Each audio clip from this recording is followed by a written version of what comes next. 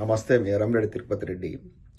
కాంగ్రెస్ ప్రభుత్వం BRS party నాయకులను target చేస్తూ ఇష్యూ చేస్తున్నటువంటి స్పెషల్ ఇన్వెస్టిగేషన్ టీమ్ అంటారు, సిట్.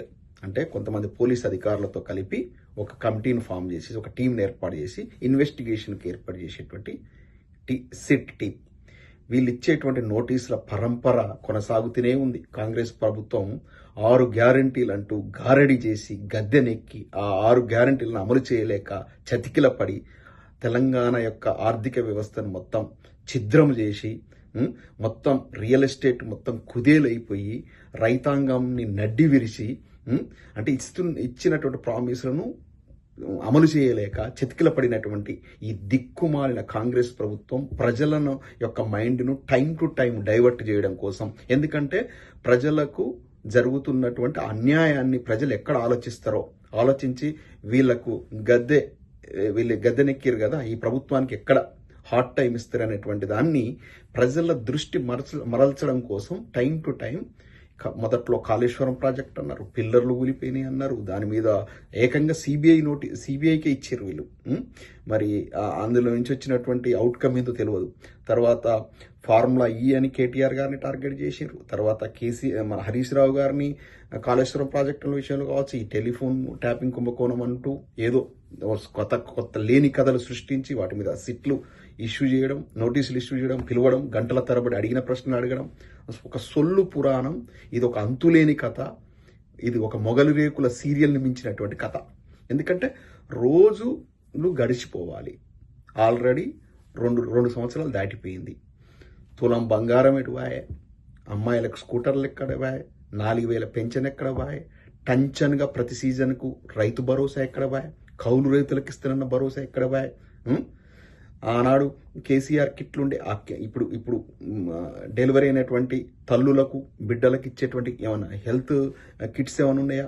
వీళ్ళు గ్యారంటీ పత్రాలు అంటూ, గ్యారంటీ కార్డులు అంటూ ముఖ్యమంత్రి గారు ఉప ముఖ్యమంత్రి గారు ప్రింట్ చేసి ఇచ్చినటువంటి గ్యారంటీ కార్డులను యొక్క పరిస్థితి ఏంది? ఇలా ప్రజలు అవి అడుగుతారు కదా, రేపు మున్సిపల్ ఎలక్షన్ లోపల ఇంటింటికి పోయినప్పుడు ప్రజలు అడగాలి, మీరు ముద్ర వేసి ఇచ్చినటువంటి గ్యారంటీ కార్డుల కథ ఏంటి నాయన, వీటిని అమలు పరిచిరా, వీటిని అమలు పరిచిన తర్వాత మమ్మల్ని ఓటు అడగాలి అని చెప్పేసి రేపు అడిగే పరిస్థితి ఉంది.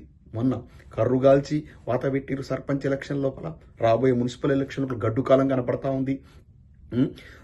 గత 2 ఏళ్ల నుంచి అమెరికా ట్రిప్పులు అంటూ, కొరియా ట్రిప్పులు అంటూ, దావోస్ ట్రిప్పులు అంటూ లక్షల కోట్లు పట్టుకొచ్చిన ఎన్ని ఫ్యాక్టరీలు పెట్టారు, ఎంతమందికి ఉద్యోగాలు ఇచ్చారు, ఇవన్నీ కూడా ప్రజలు ఆలోచిస్తున్నారు. ఈ యొక్క ఆలోచనను డైవర్ట్ చేయాలంటే టైం టు టైము ప్రతిపక్షం అత్యంత బలంగా ఉంది కాబట్టి కేసీఆర్ గారిని, కేటీఆర్ గారిని, హరీష్ రావు గారి లాంటి నాయకులను టార్గెట్ చేయాలి. ఇది జరుగుతుంది. 3 రోజుల కింద హరీష్ రావు గారిని పిలిచారు. 7 గంటల పాటు అడిగిన సొల్లే అడిగారు. అది అబాసు పాలైపోయారు.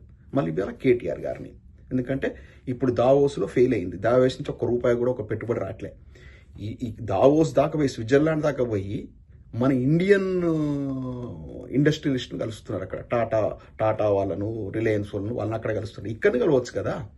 దావోస్ పర్యటన పోతే ఎవరిని కలవాలి? ఓ మైక్రోసాఫ్టో, ఓ గూగులో, ఓ ఎన్విడియానో, ఇటువంటి ప్రపంచ ప్రఖ్యాత సంస్థల ప్రతినిధులను కలిసి మా దగ్గర ఇన్ని వనరులు ఉన్నాయి, మీరు వచ్చి పెట్టుబడి పెట్టండి, ఉద్యోగ కల్పన చేయండి, మేము ఇవి ఇస్తాము అవి ఇస్తాం అని చెప్పి చేసుకోవాలి. ఒక్క ఇండస్ట్రీతో కూడా, ప్రపంచ ప్రఖ్యాత ఒక్క ఇండస్ట్రీతో కూడా ఏ ఒప్పందం లేదు. ఆడిపోయి పొంగిలేయటం, తన కొడుకుని పట్టుకొని పోయాడు. ఇంకా రేవంత్ రెడ్డి గారు మనవన్ని ఒక్కని పట్టుకపోలే.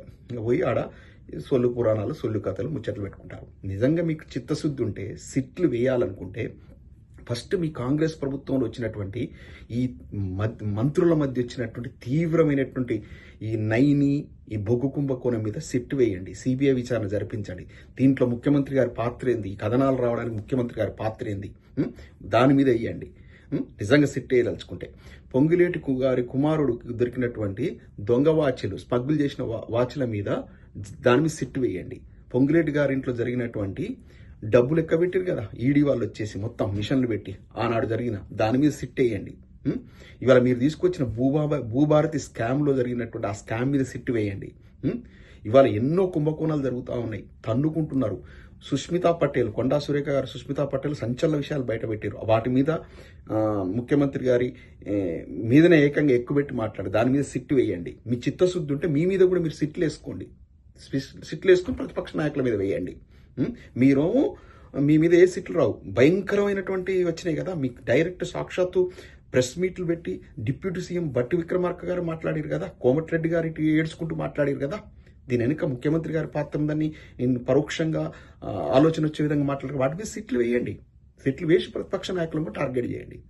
ఎందుకయ్యా ఇవన్నీ? వీటితో సాధించేదే ఉంది. 2 ఏళ్ళు గడిచిపోయింది. ఇంకో 2 ఏళ్ళు అయితే, ఇంకొక 1 year అయితే ఎలక్షన్ ఫేవర్ వచ్చేస్తుంది. మళ్ళీ జనరల్ ఎలక్షన్ ఫేవర్ వస్తుంది.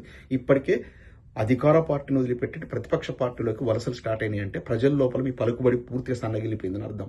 ఇలా పార్టీ మారిన బీఆర్ఎస్ ఎమ్మెల్యేలు మనసు మార్చుకో మళ్ళీ వెనక్కి వస్తున్నారంటే అర్థం చేసుకోండి. అంటే ఎందుకు ఇంత అట్టపడం? నిన్నటికి నిన్న సాక్షాత్తు సీనియర్ మాజీ మంత్రివర్యులు, పార్టీ సీనియర్ జీవన్ రెడ్డి గారు సంచలన విషయాలు చెప్పింది గాంధీ భవన్ వేదికగా. సిగ్గుంటే ఇలా కాంగ్రెస్ పార్టీ రాష్ట్ర నాయకత్వం మొత్తం రాజీనామా చేయాలి. ఏమన్నాడు? రాజ్యాంగ విరుద్ధంగా వేరే పార్టీలో గెలిచినటువంటి బీఆర్ఎస్ పార్టీ ఎమ్మెల్యే వచ్చి కాంగ్రెస్ పార్టీలో జరుగుతున్న అంతర్గత మీటింగ్లో ఎట్లా కూర్చుంటాడు? ఏ అధికారంతో వచ్చిండు? ఇదా మీరు ఇచ్చేటువంటి? ఇది రాహుల్ గాంధీ ఆలోచనలకు విరుద్ధం కాదా? మల్లికార్జున ఖర్గే గారి ఆలోచనలకు విరుద్ధం కాదా అని ప్రెస్ మీట్ పెట్టి మొత్తం చెప్పిండు. దాని మీద చిత్తశుద్ధి ఉంటే వేయండి. స్పీకరు ఓ పక్క ఆయన వీళ్ళంతా పార్టీ మారలేదు, బీఆర్ఎస్ పార్టీ ఎమ్మెల్యేలు సర్టిఫికేట్ ఇస్తాడు. వాళ్ళు కూడా బయటకు వచ్చి ప్రెస్ మీట్ పెట్టి మేము ఇంకా బీఆర్ఎస్ పార్టీలు అంటారు. బీఆర్ఎస్ పార్టీ ఎమ్మెల్యే అయినటువంటి జగిత్యాల ఎమ్మెల్యే వచ్చేసి సంజయ్ కుమార్ వచ్చేసి పార్టీ అంతర్గత సమావేశం లోపల మీ గాంధీ భవన్లో ఎట్లా కూర్చుంటాడు? సిగ్గు శరం ఉందారా మీకు? మీరు కాంగ్రెస్ పార్టీ, మీరు పార్టీ నడుపుతారా? ఒక బ్రోతల హౌస్ నడుపుతారా? అది పార్టీ నా గాంధీ భవన్ అనేది ఒక పార్టీ వేదికేనా? దాంట్లో వచ్చేసి బీఆర్ఎస్ పార్టీ వాడు మీ పార్టీ సమావేశాలు ఎట్లా కూర్చుంటారు? అవి మీ స్పీకర్ అధికారికంగా ప్రకటించాడు వాళ్ళంతా బీఆర్ఎస్ పార్టీ ఎమ్మెల్యేలని. ఇంకా సంజయ్ కుమార్ది పెండింగ్ ఉంది. కానీ అంటే ఒక బీఆర్ఎస్ పార్టీ కారు గుర్తు మీద గెలిచిన ఎమ్మెల్యే వచ్చేసి మీ పార్టీ అంతర్గత వేదికల్లో ఎట్లా కూర్చుంటాడు? జీవన్ రెడ్డి గారు అడిగిన దానికి ఫస్ట్ సమానం చెప్పండి. సిగ్గు పోతా ఉంది, పరువు పోతా ఉంది, ఇజ్జత్ పోతా ఉంది. మీరు ఒక దిక్కుమాల పార్టీ, ఇది ఒక ప్రభుత్వం, ఇది ఒక కథన. సిగ్గు శరం ఉంటే మీ పార్టీ నాయకుల మీద, మీ క్యాబినెట్ మంత్రుల మీద వచ్చిన వాటి మీద సీట్లు వేయండి. కేటీఆర్ గారిని పిలిచి ప్రశ్నలు అడుగుడు, హరీష్ రావు పిలవద్దని చెప్పట్లా, పిలవండి. ఇట్లాంటి సిట్లు ఇట్లాంటి వాటిలన్నిటి బీఆర్ఎస్ పార్టీ కొత్త కాదు. ఉద్యమ పార్టీ ఎన్నో కేసులు, ఎన్నో నిర్బంధాలు, ఎన్నిటినో ఎదుర్కొనిచ్చి తెలంగాణ రాష్ట్రాన్ని సాధించినటువంటి పార్టీ. మా నాయకత్వం అంత బలీయమైనది. వైఎస్ రాజశేఖర రెడ్డి గారు, చంద్రబాబు నాయుడు గారు లాంటి మహామౌలను తట్టుకొని నిలబడ్డటువంటి పార్టీ. ఇదంతా చిన్న చిన్న బుడతలు ఉన్న పార్టీ, అంత దొంగ కాంగ్రెస్ పార్టీ. మీరు ఇప్పుడు అసలు కాంగ్రెస్ అయిదామన్నా చెత్త కాంగ్రెస్, ఒక లపంగులతో కూడినటువంటి ఒక కూటమి అది. ఎక్కడెక్కడ పార్టీల నుంచి అందరు పట్టుకొచ్చేసి ఒక లపోట్లు, లంగాలు, దొంగలు, బ్రోకర్లు అంతా గుమికూడి పెట్టుకున్నటువంటి ఇప్పుడు కాంగ్రెస్ పార్టీ. ఇది అసలు కాంగ్రెస్ పార్టీ. అసలు కాంగ్రెస్ పార్టీ అంటే జీవన్ రెడ్డి అంటారు, ఉత్తమ్ కుమార్ రెడ్డి అంటారు, బట్టి విక్రమార్క వాళ్ళు ఏడుస్తున్నారు, కోమటిరెడ్డి అంటారు వాళ్ళు ఏడుస్తున్నారు. ప్రెస్ మీట్ పెట్టి కోమటిరెడ్డి అలా ఏడుస్తున్నట్టు అర్థం చేసుకోండి. కాంగ్రెస్ ప్రభుత్వంలో కీలక మంత్రి ప్రెస్ మీట్ పెట్టి ఏడుస్తున్నట్టు అర్థం చేసుకోండి. ఇది దిక్కుమాల మీద కాంగ్రెస్ ప్రభుత్వం, ఇది ఒక కథ. ఇంకా సిట్లు ఇస్తారు సిగ్గులేక, విలాసాల్లాగా దేశాలు పట్టుకుని తిరుక్కుంటా. ఏం సాధించారు? ఏం పట్టుకొస్తారు? రేపు దావాసు పోయి ఏం పట్టుకొచ్చారు? ఏం పట్టుకొస్తారు? ఇంతకుముందు పట్టుకొచ్చారు, ఇప్పుడు కొత్తగా పట్టుకొస్తారా? దిక్కుమాల ప్రభుత్వం, ఇది ఒక దిక్కుమాల ప్రభుత్వం, చండాలమైన ప్రభుత్వం. సిగ్గు శరం ఉంటే 6 గ్యారెంటీల మీద, హామీల మీద నిలబెట్టుకోండి. ఇంకా ఉంది, ఇంకా టైం ఉంది, ఇంకో 2.5 ఏళ్ళ టైం ఉంది, నిలబెట్టుకోండి. అప్పుడు ప్రజలు మిమ్మల్ని కనీసం క్షమిస్తారు. మీకు ఇంకా ఓట్లేయరు, ఇక కాంగ్రెస్ పార్టీకి ఓట్లేయరు పబ్లిక్, కనీసం క్షమిస్తారు. ఇక పోనీలే ఏదో ఒకటి తప్పు తెలుసుకున్నారు. ఇది ప్రజలారా గమనించండి. రాబోయే మున్సిపల్ ఎలక్షన్లో ఒక్కొక్క కాంగ్రెస్లను తరిమి కొట్టండి. ఎయిరా 6 గ్యారెంటీలో ఎయిరా ఇంప్లిమెంట్ ఎక్కడ చేసిర్రా, ఇంకేం చేస్తారా అని. ఇంకొకటి,